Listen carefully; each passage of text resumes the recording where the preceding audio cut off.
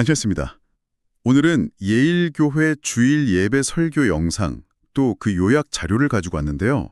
한 목사님의 메시지를 좀 깊이 들여다보는 시간을 갖겠습니다. 네, 이번 시간 목표는요.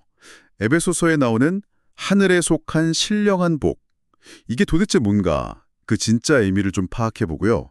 그게 오늘 당신의 삶에는 어떤 울림을 주는지 그걸 같이 생각해보는 겁니다. 네, 좋습니다. 이 설교가 단순히 그냥 뭐 지식을 전달한다기보다는 성도가 누구인지, 또 어떤 복을 이미 받았는지, 그래서 어떻게 살아야 하는지 이런 부분에 대한 깊은 통찰을 주는 것 같아요. 그렇죠. 특히 복에 대한 거, 우리가 흔히 생각하는 그런 복 개념과는 좀 다른 성경적인 관점을 아주 강하게 제시하고 있거든요. 네, 도전적이기까지 하죠. 네, 어디부터 좀 살펴볼까요? 먼저 그 예배와 헌금에 대한 강조부터 짚어보는 게 좋을 것 같아요. 목사님께서 예배를 삶의 최고 가치로 여기고 시간 딱 지키고 사모하는 마음으로 참여해야 한다. 이런 말씀하셨고요. 네, 시간 엄수 중요하죠. 그리고 헌금도 그냥 남는 거 드리는 게 아니라 먼저 구별해서 때로는 약간 무리가 되더라도 드리는 것. 그게 진짜 마음을 드리는 사랑의 징표라고. 맞아요. 그게 이제 단순히 어떤 종교적인 행위, 겉모습, 경건의 모양이 아니라 실제적인 능력을 추구하라는 메시지랑 딱 연결이 되는 거죠. 아, 능력. 네, 그냥 형식만 따르는 게 아니라 그런 실천을 통해서 진짜 그 재물의 시험을 이겨내고 또 하나님의 실제적인 일하심, 그분의 역사를 경험하는 통로가 된다. 이런 설명이셨어요. 그러니까 피상적인 신앙을 넘어서라는 말씀이시군요. 그렇죠. 아주 강력하게 경계하시는 거죠. 정체성에 대한 이야기고 네, 본질. 4장부터 6장까지는 그럼 우리가 세상 속에서 어떻게 살아가야 하는가, 그 삶의 지침을 다룬다고 명확하게 딱 나눠주셨어요. 네, 구조가 명확해서 이해하기 좋더라고요. 그러면서 이제 교회가 세상의 빛과 소금 역할을 해야 한다. 이 점도 강조하셨고요. 네, 맞아요. 근데 여기서 제가 좀 흥미롭게 들었던 부분은 은혜와 평강에 대한 설명이었어요. 아, 네. 은혜와 평강. 이게 무슨 세상적인 스펙이나 뭐 물질적인 성공 이런 게 아니라 성도가 세상을 이길 수 있는 유일한 무기다. 이렇게 정의를 내리시더라고요. 유일한 무기요? 네. 그러니까 우리가 실패하고 넘어져도 하나님은 여전히 우리를 붙들고 계시고 그 하나님의 임재 자체를 느끼게 하는 것. 그게 바로 은혜와 평강이고 능력이다. 이런 해석이셨죠? 와, 세상의 논리랑은 진짜 정반대네요. 뭐 스픽 쌓고 성공해야 이기는 것 같은데. 그쵸. 완전히 다른 접근인 거죠. 그리고 이어서 이제 복에 대한 이야기를 하시는데 이건 뭐 우리가 흔히 생각하는 통념을 완전히 뒤집는 수준이었어요. 네, 맞아요. 저도 그 부분에서 좀 정신이 번쩍 들더라고요. 뭐 무병장수, 만사형통 이런 거 있잖아요. 그런 기복적인 개념이 아니라 하나님 나라 관점에서는 복의 기준 자체가 완전히 달라졌다. 재정의되었다. 이렇게 선언하시더라고요. 네, 로마서 14장 17절 인용하시면서요. 아, 네. 그 구절. 하나님의 나라는 먹는 것과 마시는 것이 아니요 오직 성령 안에 있는 의와 평강과 희락이라. 이 말씀이죠. 그러니까 세상적인 기준에 뭐 성공, 소유 이런 게 아니라는 거예요. 그렇죠. 하나님과의 관계, 그리고 그 관계 안에서 누리는 상태, 그게 진짜 복이라는 거죠. 심지어는 받는 것보다 주는 것이 복이고 부유함보다 가난함이 복일 수 있고 핍박받는 것조차도 복이 될 수 있다. 이야, 이건 정말 관점의 대전환인데요. 네, 듣는 사람 입장에서는 이게 상당한 도전이 될 수도 있고 또 깊은 자기 성찰의 계기가 될 수도 있는 거죠. 그럼 목사님이 그렇게 강조하시는 우리가 찬송해야 마땅한 그 하늘에 속한 신령한 복, 그 구체적인 내용이 이제 세 가지로 제시가 되죠. 네, 그렇습니다. 첫 번째가 바로 성부 하나님의 복, 창세전에 우리를 택하시고 부르셨다는 거. 이게 진짜 엄청난 이야기죠. 우리가 어쩌다 믿게 된 게 아니라는 거예요. 그냥 우연히 교회를 다니게 된 게 아니라 영원 전부터 하나님의 계획 속에 우리가 있었다는 선언이거든요. 와, 창세전에. 네. 우리의 어떤 조건이나 자격 때문이 아니라 전적인 하나님의 주권적인 사랑으로 그 입양 비유 드셨잖아요. 네네, 입양비유. 그것처럼 우리를 자녀 삼으셨다는 거죠. 여기서부터 이미 세상이 말하는 복이랑은 차원이 다른 이야기가 시작되는 겁니다. 그렇군요. 이게 신령한 복의 시작이군요. 그럼 두 번째는요? 두 번째는 성자 예수님의 복이죠. 바로 죄사함과 화목입니다. 죄사함? 네, 예수님의 피, 그 보혈을 통해서 우리의 죄의 문제가 깨끗하게 해결되고 그래서 하나님과 우리가 화평을 누리게 되었다는 것.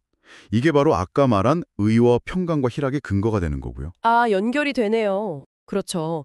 그리고 또 중요한 게 우리가 죄의 노예 상태였는데 거기서 완전히 해방되어서 자유인이 되었다는 설명? 그 노예 해방 비유도 참 와닿았어요. 맞아요. 더 이상 죄에 얽매일 필요가 없다는 거죠. 네, 여기서 특히 강조하시는 게 하나님과 우리의 관계 본질이 용서에 기반한다는 점이에요. 용서의 관계. 네, 그 카터 전 대통령 부부 이야기 나왔잖아요. 99% 용서. 아, 네. 기억나요. 우리가 얼마나 부족하고 연약함에도 불구하고 하나님은 늘 그런 마음으로 우리를 대하신다는 걸 상기시켜주죠. 그러니까 우리가 넘어져도 괜찮다는 거예요. 회개하면 언제든지 다시 그 관계로 나아갈 수 있다는 희망. 이게 정말 큰 위로가 되죠. 정말 큰 은혜네요. 자, 그럼 마지막 세 번째 복은 무엇인가요? 마지막 세 번째는 성령 하나님의 복입니다. 바로 인치심과 보증이죠. 인치심과 보증. 약간 어려운 단어 같은데요. 네, 좀 신학적인 용어긴 한데 쉽게 말하면 성령께서 우리 안에 오셔서 너는 내 거야 하고 도장을 꽝 찍으신다는 거예요. 그게 인치심, 우리가 하나님의 소유라는 확증이죠. 아, 도장. 소유권 확증. 네, 그리고 보증은 뭐냐면 우리가 장차 하나님 나라의 기업, 그 상속을 받을 상속자라는 것을 성령께서 미리 보증서 주신다는 의미예요. 우리가 상속자라는 보증. 그렇죠. 이 인치심은 그래서 우리에게 구원의 확신을 줍니다. 목사님 개인 간증에서도 나왔듯이 이 확신이 있을 때 어떤 상황이나 환경을 뛰어넘는 그야말로 존재적인 찬양이 터져나올 수 있고 또 담대하게 복음을 전하며 살아갈 힘이 생긴다는 거죠. 존재적인 찬양. 멋진 표현이네요. 네, 다만 여기서 한 가지 경고하시는 부분도 있었어요. 이 보증이라는 것이 우리가 성령 충만함 속에서 누리는 거지 이걸 소홀히 하고 성령을 근심하게 하면 소멸시킬 수도 있다. 그러니까 늘 깨어서 영적 상태를 잘 점검해야 한다는 거죠. 아, 그냥 당연히 주어지는 게 아니라 우리가 누려야 하는 거군요.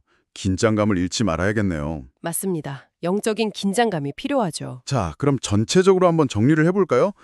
이 설교는 에베소서에 대한 깊이 있는 해석을 바탕으로 뭐랄까 자칫 딱딱하고 관념적일 수 있는 신학적인 개념들을 다양한 비유를 통해서 아주 쉽게 풀어주고 있어요. 네, 맞아요. 비유들이 참 적절했죠. 그러면서도 핵심은 복에 대한 우리의 근본적인 생각을 완전히 바꾸도록 아주 강력하게 도전하고 있다는 점이에요.